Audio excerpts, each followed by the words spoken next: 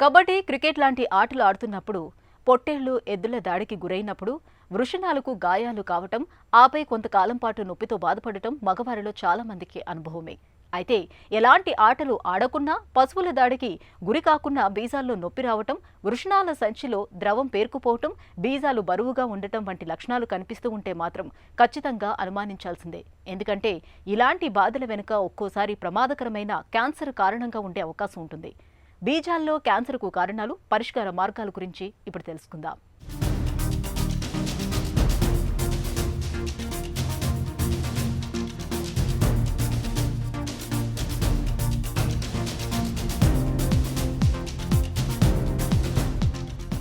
బీజాల్లో cancer, lung cancer, prostate cancer తరువాత పురుషుల్లో ఎక్కువగా కనిపిస్తుంది. మగవారిలో ప్రత్యుత్పత్తి వ్యవస్థకు మూలం ఈ వృషణాలే.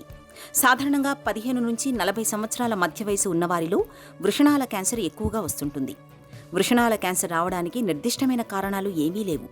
కాలుష్యం, రేడియేషన్ బారిన పడడంతో పాటు వయసు ప్రభావం వలన వృషణాల క్యాన్సర్ వచ్చే అవకాశాలు ఉంటున్నట్లు పరిశోధనలు చెబుతున్నాయి.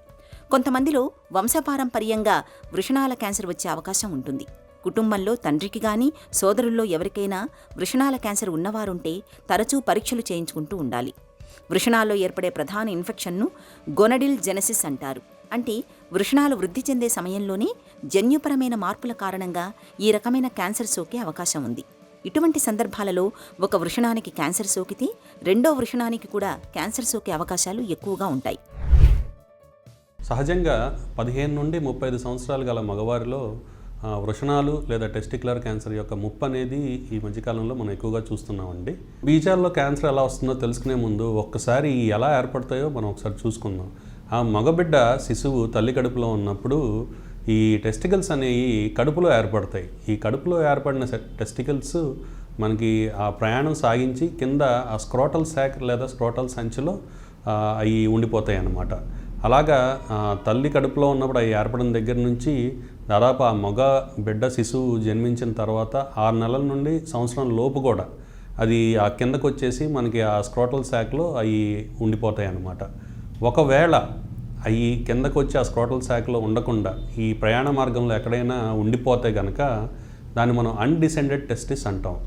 ఈ అన్డిసెండెడ్ టెస్టిస్ మామూలుగా అయితే జనరల్గా ఆ టెస్టిస్ చేయాల్సిన పని, ఆ వీర్యకణాలు, ఆ స్పర్మ్ ప్రొడక్షన్ అనేది అంత సవ్యంగా జరగదు ఈ అన్డిసెండెడ్ టెస్టిస్లో.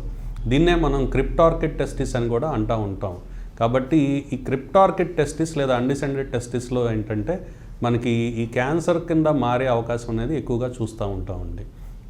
ఇంతేకాకుండా హైపోస్పేడియాస్ అని ఒక రకమైన ఇబ్బంది అనేది మనం చిన్న మగపిల్లల్లో కూడా చూస్తూ ఉంటాం. హైపోస్పేడియాస్ అంటే ఏంటంటే కనుక మగవాళ్ళలో యురెత్రా కానీ లేదంటే అంగం మీద చర్మంలో వచ్చిన మార్పు వల్ల కానీ వివిధ రకాల ఇబ్బందుల వల్ల ఆ అంగం చివర ఉండాల్సిన ఓపెనింగ్ అనేది, ఆ రంధ్రం అనేది చివర ఉండకుండా ముందు వైపు కానీ వెనకాల వైపు కానీ ఉన్నట్లయితే కనుక, సరిగ్గా ఏర్పడినట్లయితే కనుక దాన్ని హైపోస్పేడియాస్ అని ఇబ్బంది కింద మనం చెప్తూ ఉంటామండి.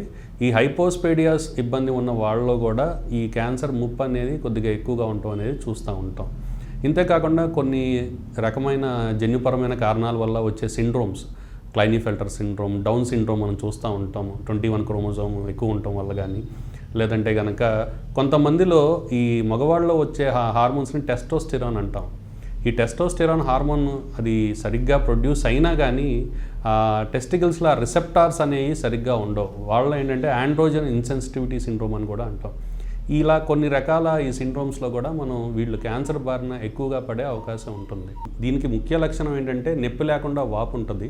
కొంతమందిలో ఏంటంటే కొద్దిగా లాగినట్టు నొప్పి ఉంటాయి, బీజాల నుండి లాగినట్టు నొప్పి, డ్రాగింగ్ పెయిన్ అంటాం. ఆ హెవీ సెన్సేషన్ అనేది ఉంటుంది. సో అలాంటి ఇబ్బంది కేవలం క్యాన్సర్లోనే కాదు, మిగతా ఇబ్బందుల్లో కూడా ఉంటుంది. కాబట్టి ఎప్పుడైతే ఇలాంటి లక్షణాలు ఉన్నాయో తప్పనిసరిగా మీ దగ్గరలోని డాక్టర్ దగ్గరికి వెళ్ళి చూపించుకోవాల్సిన అవసరం ఉంటుందండి. వృషణాలకు క్యాన్సర్ సోకినప్పుడు తరచుగా పొత్తికడుపు కింది భాగంలో నొప్పి వస్తుంటుంది. వృషణం తిత్తిలో నొప్పి రావడం, కటిభాగం చుట్టుపక్కల ప్రాంతాల్లో నొప్పి వచ్చిపోతున్నప్పుడు బీజాల్లో ఏదో సమస్య మొదలైందని అనుమానించాలి. ఒక్కోసారి వృషణాలపై ఏర్పడే టెస్టిక్యులార్ మైక్రోలిథియాసిస్, అపెడిడైమల్ తిత్తులు, అపెండిక్స్ వృషణాలు కొంచెం నొప్పిని కలుగజేస్తుంటాయి. కానీ అవి క్యాన్సర్కు సంబంధించినవి కావు కాబట్టి భయపడాల్సిన అవసరం లేదు. ఇంకొన్ని సందర్భాలలో వృషణాల సంచిలో ద్రవాలు చేరుతుంటాయి. ఈ సమయంలో తీవ్రమైన అలసట అనిపిస్తుంది. వృషణాల పరిమాణంలో ఎటువంటి మార్పులు కనిపించినా, వాపులాంటిది అనిపించినా ఇది వృషణాల క్యాన్సర్ అని అనుమానించాలి. వెంటనే డాక్టర్ని సంప్రదించి అవసరమైన పరీక్షల్ని చేయించుకోవాలి. ఎప్పుడైతే ఆ బీజాల్లో వాపు ఉందని చెప్పి కొద్దిగా అనుమానం వచ్చిందో తప్పనిసరిగా వెంటనే దగ్గరలోని క్యాన్సర్ వైద్య నిపుణుడి దగ్గరికి కానీ లేదంటే సర్జన్ దగ్గరికి కానీ వెళ్ళి వెంటనే చూపించుకోవాలండి. చూపించుకున్నప్పుడు ముందుగా మనం చేసేది ఫిజికల్ ఎగ్జామినేషన్. ఒకవైపు ఉన్న బీజంతో రెండో వైపు ఉన్న టెస్టికల్ని మనం కంపేర్ చేసి చూసుకుని అది దాంతో పోలిస్తే కొద్దిగా పెద్దగా ఉందా, ఏది సన్నగా ఉందా అనేది మనం చూసుకుంటామండి. దాని తర్వాత అతి ముఖ్యమైన పరీక్ష ఏంటంటే కనుక అల్ట్రాసోనోగ్రఫీ స్క్రోటం.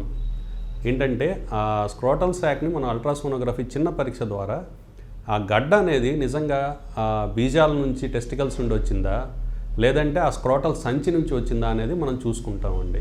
ఎందుకంటే మనకి తప్పనిసరిగా ఆ టెస్టికల్స్లో గడ్డ ఉందా లేదా అనేది మనకు అల్ట్రాసౌండ్ పరీక్షలో అనేది మనకి క్లియర్గా తెలిసిపోతుంది. తదుపరి మనం సీరం ట్యూమర్ మార్కర్స్ అంటామండి. ఒక చిన్న రక్త పరీక్ష. దాంట్లో ఏంటంటే కనుక alpha fetoprotein, lactate dehydrogenase, beta human chorionic గొనడోట్రాపిన్.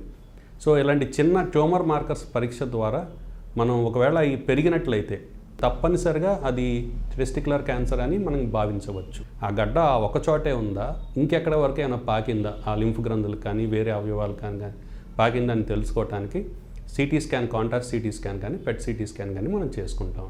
వృషణాల్లో క్యాన్సర్ను నిర్ధారించుకునేందుకు డాక్టర్లు ముఖ్యంగా CT scan, PET CT scan వంటి పరీక్షల్ని చేస్తుంటారు. మిగిలిన క్యాన్సర్ల మాదిరిగానే వృషణాల క్యాన్సర్ కూడా ముదిరే కొద్దీ వ్యాప్తి చెందుతుంది. ముందుగా లింఫ్ గ్రంథుల్లోకి చేరిన క్యాన్సర్ కణాలు తర్వాత కిడ్నీలు, ఊపిరితిత్తులు, మెదడు వంటి ప్రధాన అవయవాలకు కూడా వ్యాపిస్తాయి. ఇలాంటప్పుడు పెట్ సిటీ స్కాన్ చేసిన తర్వాత క్యాన్సర్ కణాలు ఏ మేరకు వ్యాప్తి చెందాయో తెలుస్తుంది. దీంతో వ్యాధి దశను గుర్తించి చికిత్స చేయడానికి సులువుగా ఉంటుంది. దీనికి ముఖ్య వైద్యము, జబ్బు నిర్ధారణ కూడా మనం ఆపరేషన్ పద్ధతి ద్వారానే చేస్తాం. దాన్ని ఏమంటామంటే కనుక రాడికల్ హై ఇంగ్వెనల్ ఆర్కియెక్టమీ. అంటే ఆ బీజాన్ని, ఆ టెస్టికల్ని పైన ఉన్న స్పర్మాటిక్ కార్డ్ నుంచి కింద బీజం వరకు మొత్తం మనం తీసివేస్తాం. ఇది చాలా చిన్న ఆపరేషన్ ప్రొసీజరే అండి. సో ఈ ఆపరేషన్ చేయటం ద్వారా మనకి రెండు విధాల మనకి మేలే జరుగుతుంది. ఒకటి ఏంటంటే లోపల ఉన్న జబ్బుని తీసివేస్తున్నాము, రెండోది జబ్బు నిర్ధారణ కూడా చేసుకుంటాము. ఆ టెస్టికల్స్లో ఏ రకమైన క్యాన్సర్ ఉంది అనేది కూడా మనం తెలుసుకోవడానికి అవకాశం ఉంటుంది. కాబట్టి ఎప్పుడైతే మనకి బీజాల్లో క్యాన్సర్ ఉందనే అనుమానం ఉంది, మనకి ఒక స్కానింగ్ ద్వారా మనకి ఒక నిర్దిష్టమైన అవగాహనకు వచ్చామో తప్పనిసరిగా మనం హై ఇంగ్వెనల్ ఆర్కియెక్టమీ అనే ఆపరేషన్ పద్ధతి ద్వారా దీన్ని నయం చేసుకుంటా నిర్ధారణ కూడా చేసుకోగలం. దీని తర్వాత మనం స్టేజ్ బట్టి దీని ట్రీట్మెంట్ అనేది మనకి మారుతూ ఉంటుందండి. మొదటి స్టేజ్లో ఉండి స్టేజ్ 1లో ఉన్నట్లయితే కనుక చాలా కొంతమందిలో మనకి మిగతా ఫర్దర్ ట్రీట్మెంట్ ఏమీ అవసరం లేకపోవచ్చు, కీమోథెరపీ కానీ రేడియోథెరపీ కానీ. ఒకవేళ మొదటి స్టేజ్లో ఉన్నా కానీ నాన్ సెమినోమాటస్ జర్మ్ సెల్ ట్యూమర్ అయితే కనుక వాళ్ళకి కీమోథెరపీ కానీ అవసరమైనా పడవచ్చు. అదే స్టేజ్ 2, స్టేజ్ 3లో ఏంటంటే కనుక వాళ్ళకి తిరగబెట్టే అవకాశం కొద్దిగా ఎక్కువగా ఉంటుంది, లేదంటే లింఫ్ గ్రంథుల్లో గడ్డలైనా మనం చూసుంటాం. కాబట్టి తప్పనిసరిగా వీళ్ళలో కీమోథెరపీ పద్ధతి ద్వారా మనం జబ్బును అదుపులో పెట్టుకుంటామండి. 3 నుండి 4 సైకిల్స్ కీమోథెరపీ ఇస్తాము. ఇచ్చిన తర్వాత మనం మళ్ళీ స్కాన్ చేసుకుని చూసుకుంటామండి. ఇక్కడ అత్యంత ముఖ్యమైన విషయం ఇంకొకటి మనం గుర్తుపెట్టుకోవాల్సింది ఏంటంటే కనుక ఈ కీమోథెరపీ అయిపోయిన తర్వాత మొదటగా ఈ గడ్డలు పాకేది కడుపులోని రెట్రోపెట్రినల్ లింఫ్ గ్రంథులకి. కాబట్టి అక్కడ ఇంకా గడ్డ ఉన్నట్టయితే కనుక ఆ లింఫ్ నోడ్ డిసెక్షన్ తప్పనిసరిగా చేయాలి. బీజాల్లో క్యాన్సర్ను నయం చేయడానికి ఆధునిక వైద్యంలో ఇవాళ చక్కటి చికిత్సలు ఎన్నో అందుబాటులో ఉన్నాయి. వృషణాల మీద కణితిని గుర్తించిన తరువాత ట్యూమర్ మార్కర్ ఉపయోగించి గడ్డ యొక్క పరిమాణాన్ని గుర్తిస్తారు. ట్యూమర్ మార్కర్ రీడింగ్ ఆధారంగా గడ్డ పరిమాణంతో పాటు దాని తీవ్రత కూడా తెలుసుకుంటారు. తదుపరి కీమోథెరపీ, రేడియేషన్, అవసరం మేరకు సర్జరీ చేస్తుంటారు. వృషణాల క్యాన్సర్ విషయంలో ఇవాళ భయాందోళన చెందాల్సిన అవసరం లేదు. మిగతా క్యాన్సర్లతో పోలిస్తే వృషణాల క్యాన్సర్ చికిత్సలో విజయావకాశాలు బాగా ఎక్కువగా ఉంటున్నాయి. వృషణాల క్యాన్సర్లలో 90% కేసులు పూర్తిగా నయమైనట్లు అధ్యయనాలు కూడా చెబుతున్నాయి.